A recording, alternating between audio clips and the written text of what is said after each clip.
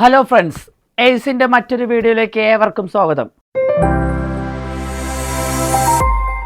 അപ്പോൾ ഇന്നത്തെ ഒരു പുതിയ സെഷൻ കൂടി തുടങ്ങുകയാണേ. അപ്പോൾ കൂടെ കട്ടയ്ക്ക് നിൽക്കുക, പഴയ വീഡിയോ കാണാത്തവരൊക്കെ ഒന്ന് കണ്ട് ഉഷാറാക്കുക കേട്ടോ. അപ്പോൾ നമുക്ക് തുടങ്ങല്ലേ. നിങ്ങളുടെ സപ്പോർട്ടാണ് ഞങ്ങൾക്ക് ഏറ്റവും മെയിനായിട്ട് ആവശ്യം, അത് മൈൻഡിൽ വെക്കണം. ഓക്കെ, ഫസ്റ്റ് ചോദ്യത്തിലേക്ക് കടക്കാം. ഒരു വസ്തുവിന് തുടർച്ചയായി 20%, 10%, 10% ഡിസ്കൗണ്ട് അനുവദിച്ചാൽ ആകെ ഡിസ്കൗണ്ട് എത്ര ശതമാനം? ആകെ ഡിസ്കൗണ്ട് എത്ര ശതമാനം? സൂപ്പർ അല്ലേ. നമ്മൾ ഒരു സാധനം വാങ്ങുമ്പോൾ നമുക്ക് ഡിസ്കൗണ്ട് കിട്ടാറുണ്ടല്ലേ. ഡിസ്കൗണ്ട് എന്ന് പറയുമ്പോൾ നമുക്ക് കുറച്ച് കിട്ടുക എന്നാണ് എൻ്റെ അർത്ഥം. നമ്മൾ വാങ്ങാൻ ഉദ്ദേശിക്കുന്ന വിലയേക്കാൾ, അതായത് അവർ വെച്ചിരിക്കുന്ന വിലയേക്കാൾ നമുക്ക് കുറച്ച് കിട്ടുക. അപ്പോൾ ഞാനൊരു സാധനം വാങ്ങാൻ പോയി, 20% കിട്ടി, 10 കിട്ടി, 10 കിട്ടി. അപ്പോൾ ടോട്ടൽ നോക്കിയാൽ 40%. ദൈവാനുഗ്രഹം കൊണ്ട് ഓപ്ഷനിൽ ഇതിൽ 40 ഇല്ല, ഇല്ലെങ്കിൽ കുത്തിയനെ. ഓപ്ഷനിൽ കൺഫേം ആയിട്ട് PSCയുടെ ഓപ്ഷനിൽ 40% ഉണ്ടാവും. അപ്പോൾ ദയവായിട്ട് അത് അടിക്കരുത്, തെറ്റാണ്. അത് ആദ്യം മനസ്സിലാക്കുക. ഇതിൽ എങ്ങനെ നമുക്ക് ആ ഡിസ്കൗണ്ട് പെർസെൻറ്റേജ് കാണാമെന്ന് ചോദിച്ചാൽ ഒന്നുകൂടെ ട്രിക്ക് പറയണേ, സമയം വഹിക്കുന്നില്ല. ആദ്യം നിങ്ങൾ എന്ത് കിട്ടിയാലും ശരി, നമ്മൾ ഫസ്റ്റ് എടുക്കേണ്ടത് 100% എടുക്കുക. കാരണം ഒരു വസ്തുവിൻ്റെ വില എപ്പോഴും 100% അല്ലേ. അപ്പോൾ നമ്മൾ 100% ആയിട്ട് വില എടുക്കുന്നു. അപ്പോൾ നമ്മൾ ആദ്യം ചെയ്യേണ്ടത് 100 എന്ന് എഴുതുക. എഴുതിയ ശേഷം എത്രയാണോ 20% ഡിസ്കൗണ്ടിൽ തന്നിരിക്കുന്നത്, നമുക്കൊരു സംഭവത്തിൽ ഡിസ്കൗണ്ട് കിട്ടുമെന്ന് പറഞ്ഞാൽ ഒരു സാധനത്തിൻ്റെ വില 100%. അതിൽ ഡിസ്കൗണ്ട് എന്ന് പറഞ്ഞാൽ 100-നേക്കാൾ കുറവ് കിട്ടണം അല്ലേ. അപ്പോൾ അങ്ങനെയാണെങ്കിൽ ഇത്രയുടെ 100-ൽ നിന്നും 20% കുറയ്ക്കുക. എത്ര കിട്ടും? 80%. 80/100 ചെയ്യുക. ഈ കിട്ടുന്ന എമൗണ്ടിൽ നിന്നുമാണ് നമുക്ക് അടുത്ത ഡിസ്കൗണ്ട് കിട്ടുന്നത്. അതെത്രയാണ്? 10%.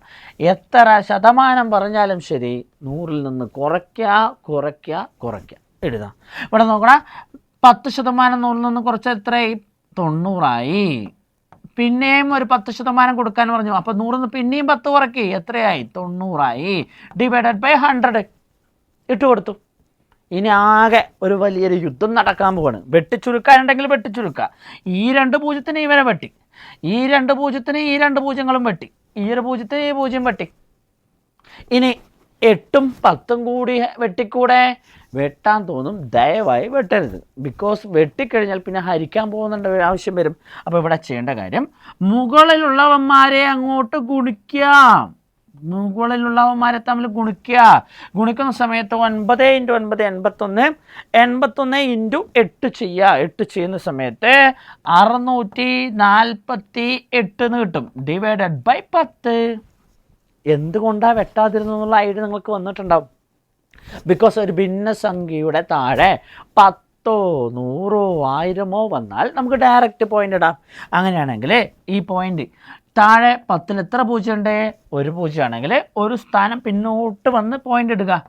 648-നെതിരെ ഒരു സ്ഥാനം പിന്നോട്ട് വന്ന് പോയിന്റ് ഇട്ടു. എൻ്റെ ആൻസർ സിമ്പിളായിട്ട് 64.8 കിട്ടും. അത് നേരെ ഒന്നാമത്തെ ഓപ്ഷനിലോട്ട് കുത്തിയാൽ കഴിഞ്ഞു. ബിക്കോസ് ചിന്തിക്കേണ്ട കാര്യം, ഇപ്പോൾ എത്ര ശതമാനം കൊടുത്താൽ മതി എന്നല്ല ചോദിച്ചത്. അവരെ എത്ര രൂപ കൊടുത്താൽ മതി, അല്ലെങ്കിൽ എത്ര ശതമാനം കൊടുത്താൽ മതി എന്നല്ല ചോദിച്ചത്. നമുക്ക് എത്ര ഡിസ്കൗണ്ട് കിട്ടി എന്നാണ് ചോദിച്ചത്. ആദ്യം നോക്കണം, 100 ഉണ്ടായിരുന്ന വാല്യൂ ഇപ്പം 64.8 മാറി. അങ്ങനെയാണെങ്കിൽ നമുക്ക് കിട്ടിയ ഡിസ്കൗണ്ട് അറിയാൻ നമുക്കൊന്നുമില്ലടാ, 100-ൽ നിന്ന് 64.8 കുറയ്ക്കുക. എത്ര കിട്ടും? 64 കുറച്ചാൽ 36, 36-ന്ന് ഒരു 0.8 കൂടി കുറച്ചാൽ 35.2 കിട്ടും. ഉഷാർ, കിട്ടിയില്ലേ? ഇതാ ഓപ്ഷൻ ഡിയിലുണ്ട് 35.2. ഉഷാറായി, കിട്ടിയില്ലേ? അപ്പോൾ എപ്പോഴും ശ്രദ്ധിക്കുക, എത്ര ഡിസ്കൗണ്ട് തന്നെ കൊടുത്തോട്ടെ. നമുക്കിപ്പോൾ ആദ്യം 3 ഡിസ്കൗണ്ടാണ് കൊടുത്തത്, ഇനിയിപ്പോൾ ഒരു ഡിസ്കൗണ്ട് കൂടി ഉണ്ട്. നിങ്ങൾ തന്നെ പറ, 70, ഒരു 30% ഡിസ്കൗണ്ട് കൊടുത്തു. അപ്പോൾ നമുക്ക് ഇൻറ്റു എത്ര എഴുതണം? 30 കൊടുത്തു. എന്ത് കൊടുത്താൽ 100-ൽ നിന്നും കുറച്ചോ?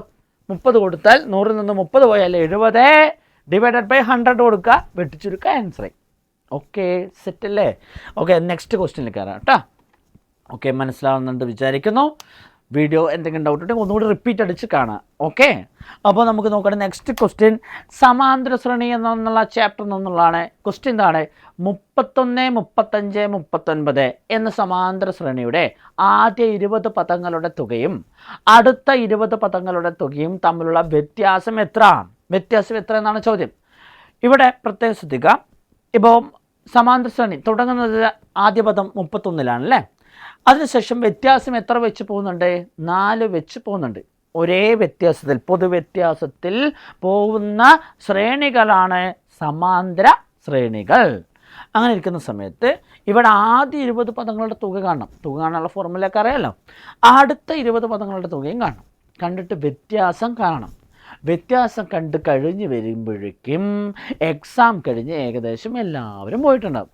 അപ്പോൾ നമ്മൾ അറിയേണ്ട കാര്യം, ഇതിനൊരു ഷോർട്ട് ട്രിക്ക് ഞാൻ പറയാം.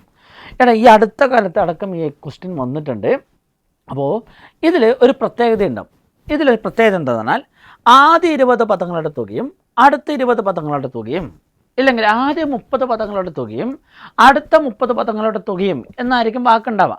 അപ്പോൾ നിങ്ങൾ ചെയ്യേണ്ടത് ഇതിനൊരു ഫോർമുല പോലെ പറയുകയാണെങ്കിൽ n² d ചെയ്താൽ മതി. n² d എന്താണെന്ന് ചോദിച്ചാൽ ഇത്രേ ഉള്ളൂ. n എന്ന് പറഞ്ഞാൽ പറയുന്ന ആ പദങ്ങളുടെ എണ്ണം. എത്രയാണ് പറഞ്ഞിരിക്കുന്നത്? 20 പദങ്ങളല്ലേ പറഞ്ഞിരിക്കുന്നത്. അപ്പോൾ 20² n = ആ എണ്ണമാണ്. 30 ആണെങ്കിൽ 30², 40 ആണെങ്കിൽ 40² ഇൻറ്റു ഈ d എന്ന് പറയുന്നത് പൊതുവ്യത്യാസം. പൊതുവ്യത്യാസം എങ്ങനെ കാണാം? രണ്ടാം പദത്തിൽ നിന്നും ഒന്നാം പദം കുറയ്ക്കുക. പൊതുവ്യത്യാസം എത്രയാ? 4. 20² 400 ഇൻറ്റു 4. എൻ്റെ ആൻസർ 1600. ഒരേ പൊളി, ഉഷാർ കേട്ടോ. അപ്പോൾ സെറ്റായെന്ന് വിചാരിക്കണം. 1600 ഓപ്ഷനിലില്ലേ? ഓപ്ഷനിൽ എവിടെയാ? Option B 1600. പക്ക ഉഷാറാണെന്ന് വിചാരിക്കുന്നു. ഓക്കെ, അപ്പോൾ ഇതാണ് ഇതിൻ്റെ ട്രിക്ക്. ഇത്രയുള്ള n² d ചെയ്യുക, അത്ര മാത്രം ചെയ്താൽ മതി. അപ്പോൾ ഞാൻ നിങ്ങൾക്ക് ഓപ്ഷനിലിടാൻ, അതായത് നമുക്ക് ഒരു കമൻറ്റ് ചെയ്യാൻ വേണ്ടി ഒരു ക്വസ്റ്റ്യൻ തരാം. ഇപ്പോൾ നമ്മുടെ ഏകദേശം പറയുകയാണെങ്കിൽ 6, 9, 12 എന്ന സമാന്തര ശ്രേണിയുടെ ആദ്യ 30 പദങ്ങളുടെയും അടുത്ത 30 പദങ്ങളുടെയും തുകകളുടെ വ്യത്യാസം എത്ര? ആദ്യ 30 പദങ്ങളുടെയും അടുത്ത 30 പദങ്ങളുടെയും തുകകളുടെ വ്യത്യാസം എത്ര? കമൻറ്റ് ചെയ്യണം. Okay, set. അപ്പോൾ നെക്സ്റ്റ് ക്വസ്റ്റ്യനിലേക്ക് കയറാം. അടുത്തത് ദശാംശ സംഖ്യകൾ എന്നുള്ള ചാപ്റ്റർ എന്നുള്ള ഒരു ചോദ്യമാണ്. ഇവിടെ നോക്കുകയാണെങ്കിൽ 0.666 etcetera whole cube equal to dash എന്നാണ് ചോദ്യം. ഇവിടെ ശ്രദ്ധിക്കുക, ഇവിടെ 6ൻ്റെ ക്യൂബ് നമുക്ക് വ്യക്തമായി അറിയാം. 0.216 അല്ല 216. അപ്പോൾ നമുക്ക് തോന്നും പോയിൻ്റ് ഇട്ടിട്ട് സാറേ 216 എക്സെട്ര ഇട്ടാൽ പോരെ, ആൻസർ ആയില്ലേന്ന്. ഓപ്ഷനിലുണ്ട്, ഓപ്ഷൻ ബിയിലുണ്ട്. അവിടെ ശ്രദ്ധിക്കണം, ഒരിക്കലും അതെടുക്കരുത്. ഇതൊരു സാധാരണ ദശാംശമല്ല, ഇതാണ് ആവർത്തന ദശാംശം. ഇംഗ്ലീഷിൽ പറയുന്നത് റിക്യൂറിങ് നമ്പർ എന്ന് പറയും. ഈ റിക്യൂറിങ് നമ്പർ എന്താണെന്ന് ചോദിച്ചാൽ, പോയിന്റിന് ശേഷം ഒരു സംഖ്യ തുടർച്ചയായി കണ്ടിന്യൂ ചെയ്ത് പോവുകയാണെങ്കിൽ അവയ്ക്കൊരു ഭിന്നരൂപം ഉണ്ടാവും. ആ ഭിന്നരൂപം എങ്ങനെ എടുക്കാമെന്ന് ചോദിച്ചാൽ ഇത്രയുള്ള, ഇപ്പോൾ 0.555 എക്സെട്ര എന്ന് പോകുന്നുണ്ടിരിക്കട്ടെ, അതിൻ്റെ ഫ്രാക്ഷൻ വാല്യൂ ഏത് സംഖ്യയാണോ റിപ്പീറ്റ് ആവുന്നത്, ഇതിലേത് നമ്പറാണ് റിപ്പീറ്റ് ആവുന്നത്? 5 ഡിവൈഡഡ് ബൈ അതിൽ മുകളിൽ എത്ര അക്കങ്ങളുണ്ടോ അത്രയും 9 ഇട്ട് കൊടുക്കുക, ആൻസറായി. ഇത് ഡയറക്റ്റ് പോലും ചോദിച്ചിട്ടുണ്ട്. കമ്പനി ബോർഡ് LGS കൺഫേം ആയിട്ട് ഡയറക്റ്റ് ചോദിക്കും ഇതിൻ്റെ ഫ്രാക്ഷൻ വാല്യൂ എത്രയാണെന്നുള്ളത്. ഇവിടെ നോക്കടാ, ഒന്നുകൂടി 0.17 എക്സെട്ര പറയടാ, എന്ത് വരും? ഇതിലേത് സംഖ്യ റിപ്പീറ്റ് ആവുന്നത്? 17 ഡിവൈഡഡ് ബൈ അതിൽ എത്ര അക്കങ്ങളുണ്ട്? 1 ഉണ്ട്, 7 ഉണ്ട്. അപ്പം അത്രയും 9 ഇട്ട് കൊടുക്കുക. അതായത് അംശത്തിലും ഛേദത്തിലുമുള്ള അക്കങ്ങളുടെ എണ്ണം തുല്യമായിരിക്കണം.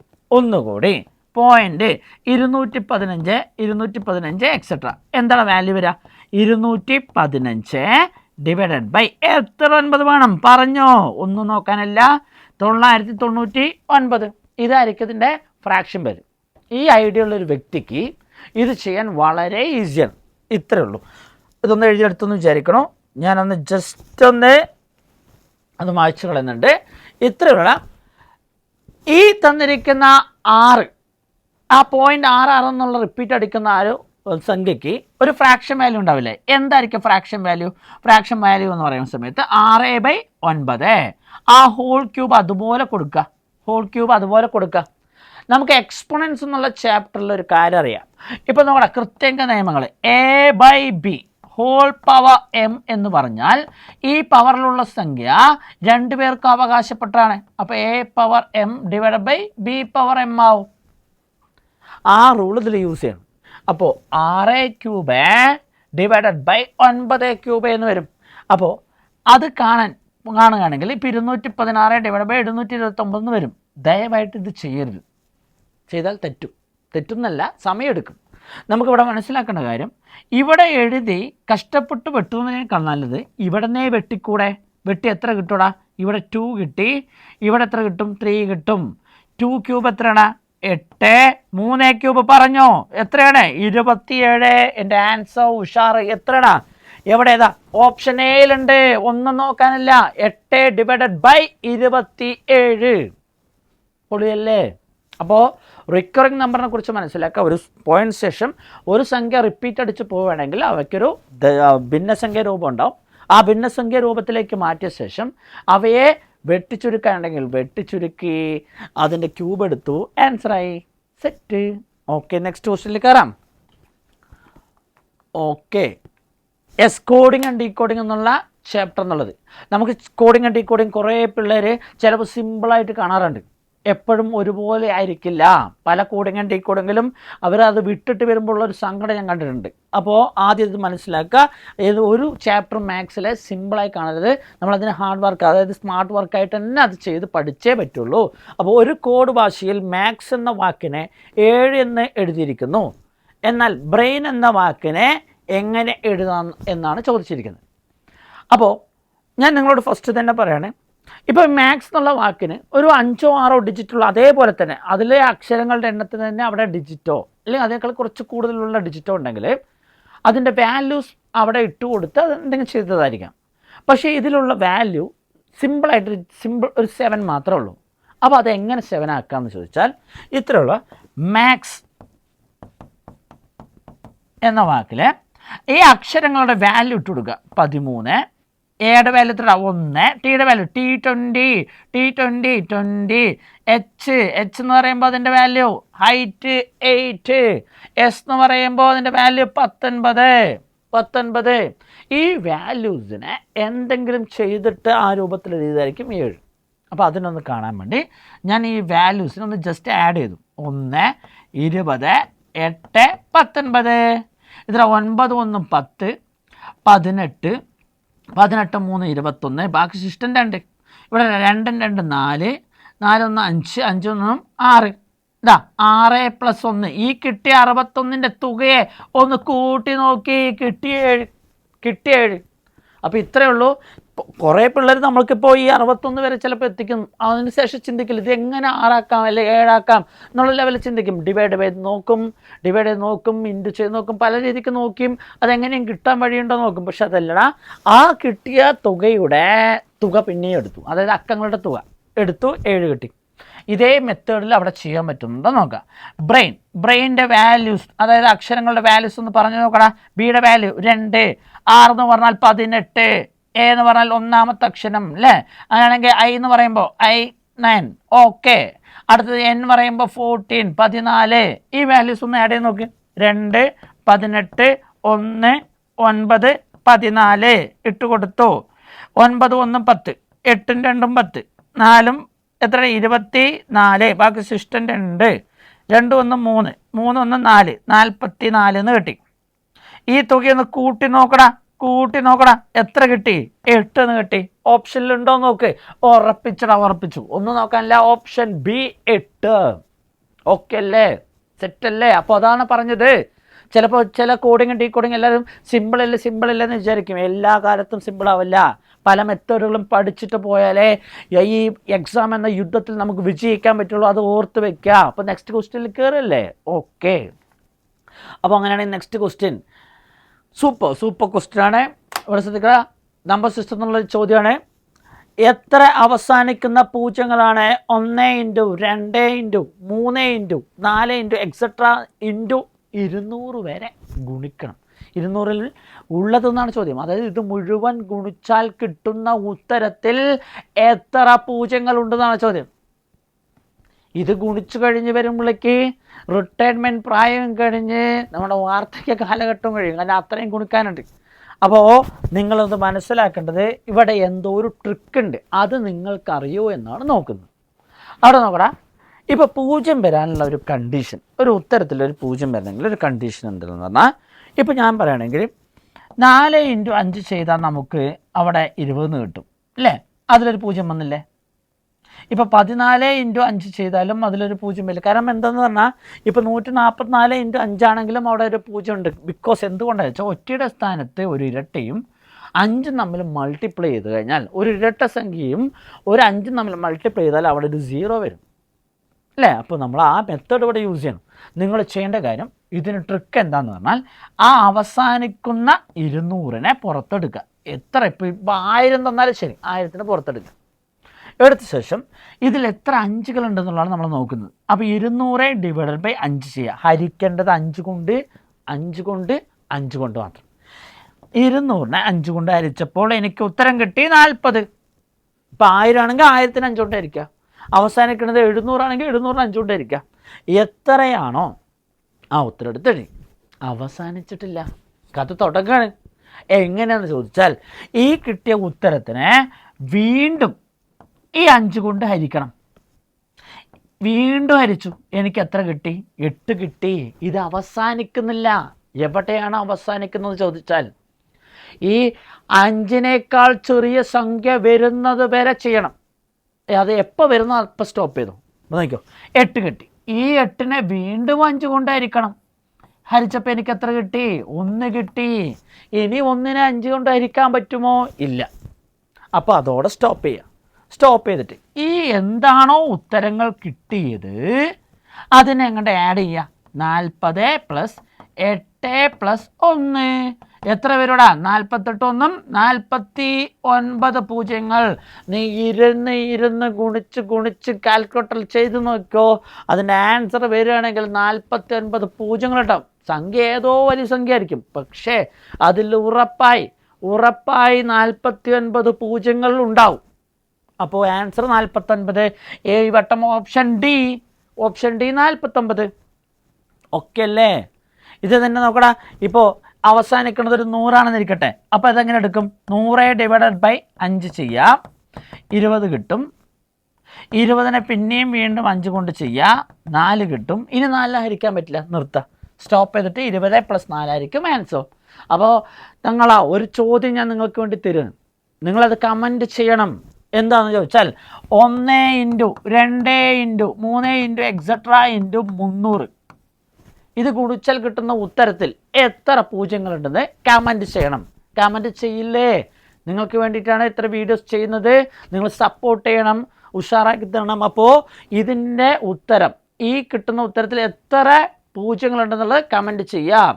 അപ്പോൾ ഇന്നത്തെ സെഷനിൽ ഏകദേശം ഓക്കെ സെറ്റാണ്. ഇത് ആൻസർ 49 ഉണ്ട്. അപ്പോൾ ഇന്നത്തെ സെഷൻ ഞാൻ വൈൻഡപ്പ് ചെയ്യണേ.